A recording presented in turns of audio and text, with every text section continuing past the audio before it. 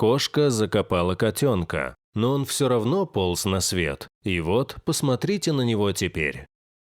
Неожиданная встреча, изменившая жизнь. Однажды ночью Анна Лизаберг и ее мама, живущая в Айдахо, увидели в своем дворе кошку. Это было странно, хотя их владения и находились в сельской местности, но были огорожены высоким забором, и обычно чужих животных тут не появлялось. Утром женщины вышли, чтобы словить бездомного зверька и отвезти его в приют, однако вместо этого обнаружили двух новорожденных котят. К сожалению, один из них был уже мертвым, а второй очень болен. Анна забрала малыша в дом и стала пытаться помочь ему, в то время как мама сторожила на улице кошку-мать. Когда последняя появилась, хозяйкам удалось поймать ее. Воссоединив маленькую семью, люди как можно быстрее отправились в волонтерский центр, где и оставили животных. Вернувшись домой, Анна уже хотела расслабиться, как вдруг услышала из-под сарая тоненький писк. Бросившись туда, она заметила, как в яме под стеной шевелится земля.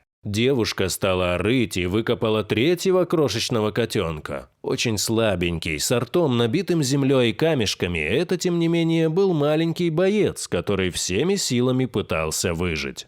Она пробыла в яме около 8 часов, рассказывает Анна. Когда мы достали малышку, ее голова и тело были покрыты грязью, она же застряла и в горле.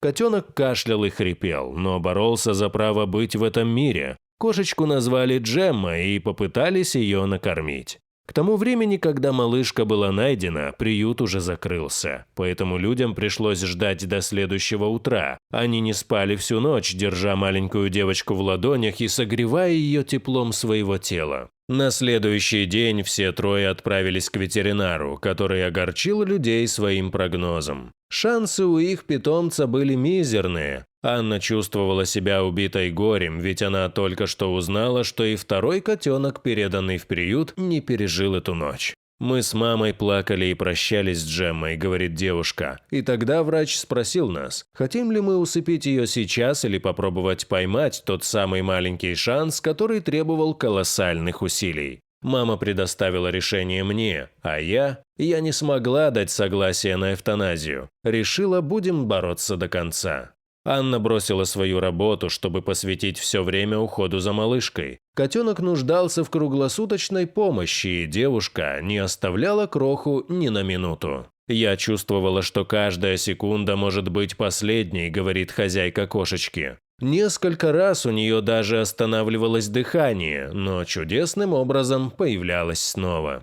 Несмотря на плохие прогнозы, к месячному возрасту Джемма была уже настоящим маленьким сорванцом. Сейчас ей около 7 недель, и она впервые начала есть влажный кошачий корм. Малышка пока не научилась правильно пить и постоянно макает в миску всю голову, а потом слизывает капли с розового носа. Любимое занятие Джеммы – это, конечно, обниматься с Анной. Она спасла ее, когда все остальные отказались бороться, и маленькая кошка чувствует это своим сердцем. «Она мой маленький ангелок», – улыбается девушка, и, несомненно, достойна того, чтобы жить. Вот такой пример для всех. Чудеса-то, оказывается, случаются. Видимо, никогда не стоит сдаваться, даже если тебя уже зарыли в землю.